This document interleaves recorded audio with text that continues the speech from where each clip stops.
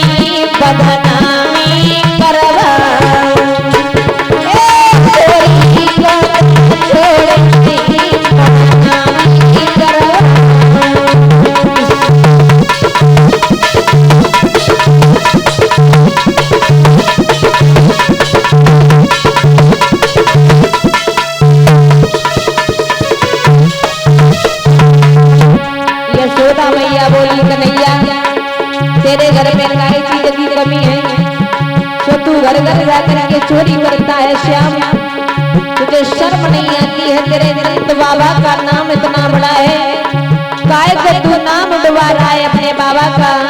और बोली यशोदा मैया, अरे लाल तेरी गैया बहुत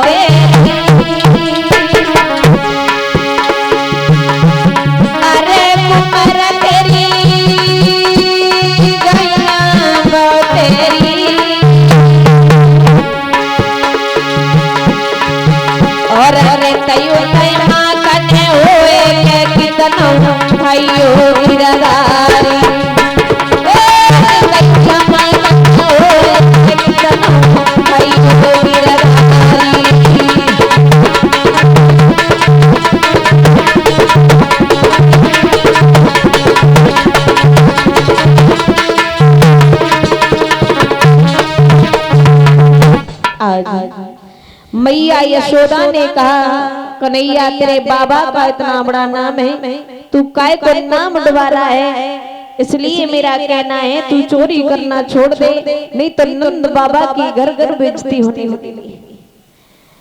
कन्हैया कहने लगे, मैया मैं आज की यमुना मैया की कसम खाता हूँ, मैं आज के बाद किसी के घर चोरी करने के लिए नहीं रहूंगा। लेकिन मैं चोरी करने के लिए नहीं जाता हूँ तो ये ग्वालिनी मुझे परेशान करती है। भगवान कन्हैया घर से निकलना बंद कर देते, घर में ही रहने लगे हैं। तो ग्वालिनी आने लगी, मैया यशोदा का तेरो ही लाला है, तेरो ही कन्हैया है, अब तो तूने बिल्कुल घर से निकलना बंद कर दिया है। बिल्कुल कन्हैया घर से नहीं निकलता, अगर हम दर्शन नहीं करेंगे, नहीं देखेंगे नहीं तो हम कैसे रहेंगे, क्योंकि हमें न जी कर यानी देख कर ही जीते हैं। मैया यशोदा कहने लगी कन्हैया मेरा जाए तो भाभी, ना जाए तो भाभी।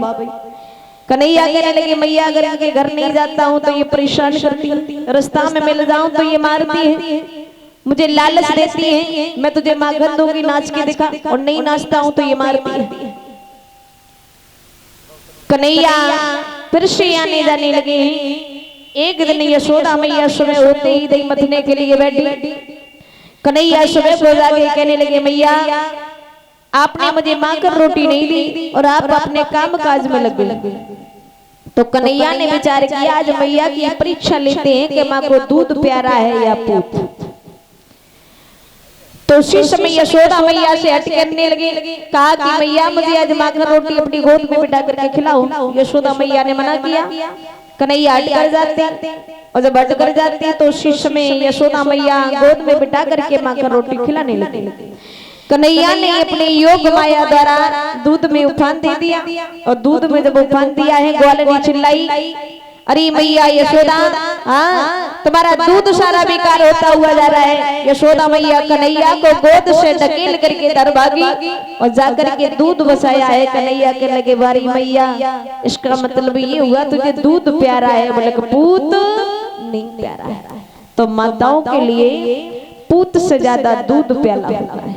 अगर दूध थोड़ा बहुत भी फैल जाए तो उसे लीप करके और पुचकारती है। तो कन्हैया ने कहा बारी मैया, उसी समय ग्वाल वालों को इशारा दिया, कहा कि आ जाओ मेरी घर में चोरी करना आरंभ कर दो। ग्वाल वाल सभी आते हैं। कन्हैया ने डंडा लिया है, मटकियां फोड़ फोड़ करके ढेल लगा दिया, और जब ढेल लगा दिया यशोदा मैया लौट करके आई, देखा है आंगन में दही मई की कीच पड़ी है। यशोदा मैया ने कहा बारी कन्हैया मैं तो तेरी हर एक बात को सच मानती थी, लेकिन आज मालूम हो गया कि तू कितना बड़ा छलिया है, कितना बड़ा छलिया है। उसी समय यशोदा मैया ने हाथ में डंडा लिया, कन्हैया रोने लगी, और जब रोने लगे तो कन्हैया जब रोने लगे तो यशोदा मैया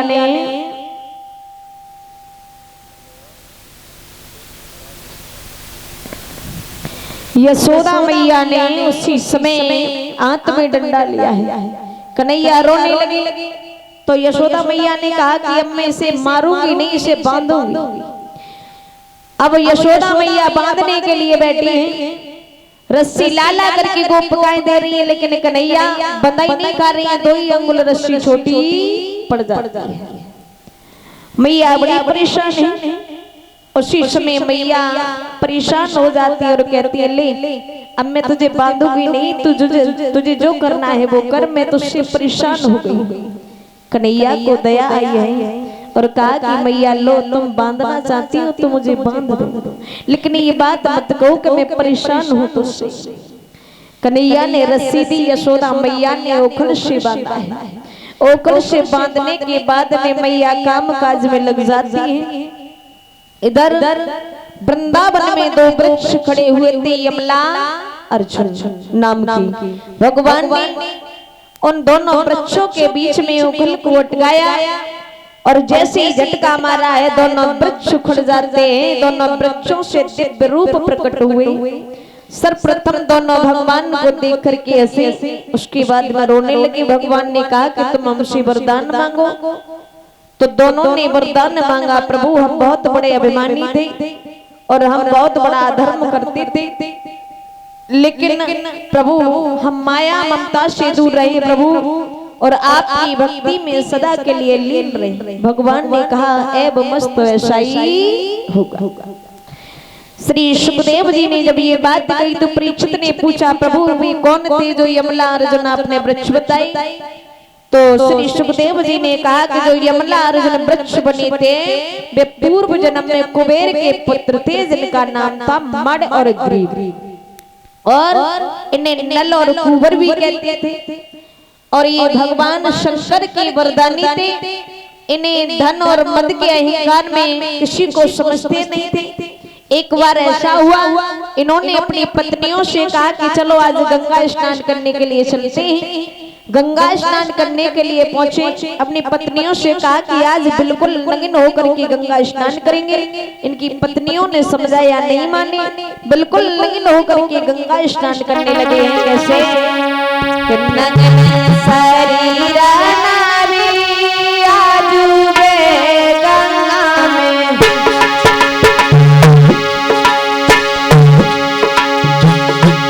अरे नग्न शरीरा नारी आजुबे गंगा में, कोई भांति भांति करे खेल दी।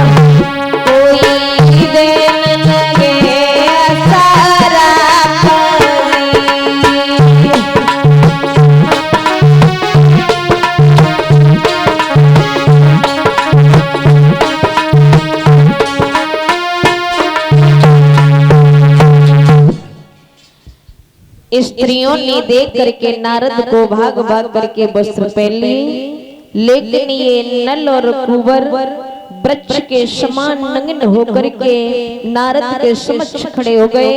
उन्होंने कहा, नारद ने कहा, अरे नल और कुंवर तुम बड़े अभिमानी हो, तुम्हें बड़ा घमंड है। नग्न जिस तरीके से वृक्ष के समान नग्न होकर के मेरे पास खड़े हो, तुमने मेरा अपमान किया है। मैं तुम्हें श्राप देता हूं कि तुम दोनों वृक्ष हो जाओ। कहने लगे श्री सुखदेव जी, हे उत्तरानंद परीक्षित, नारद ने जब श्राप दिया तो ये दोनों चरणों में गिर जाते हैं। नारद के कहने लगे, हमसे भूल हो गई, ऋषवर हमें क्षमा कीजिए, लेकिन हमारा उद्धार कैसे होगा? तो नारद ने कहा, द्वापर में भगवान का अवतार होगा और वृंदावन में आकर के कन्हैया अपने चरणों से, अपने हाथों से तुम्हारा उद्धार करे।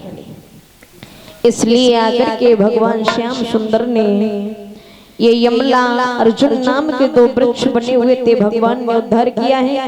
यशोदा मैया और वृंदावन वासियों के कानों में आवाज पड़ी है, सभी लोग भाग भाग करके आए। यशोदा मैया ने कन्हैया को रस्सी से खोला है, ओखल से, और अपने हृदय से लगा लिया। कहा कि मेरे लाला पर भगवान ने बहुत बड़ी कृपा की, जो मेरे लाला को कुछ नहीं हुआ। वृक्ष दोनों तरफ पड़े हैं, मेरे लाल पर कोई खराज भी नहीं है। यशोदा मैया ले जाती है। इस तरीके से मैया यशोदा ने आज अपने लाला को घर में ले जा करके बड़े प्यार सम्मान से माखन रोटी खिलाई है। बोली कन्हैया लाल की और साक्षी दरबार की। आइए तो सभी माताएं बहनें भैया बंद तालियां बजा करके कीर्तन बोले कि मेरे बाकी बिहारी कन्हैया चले और खोले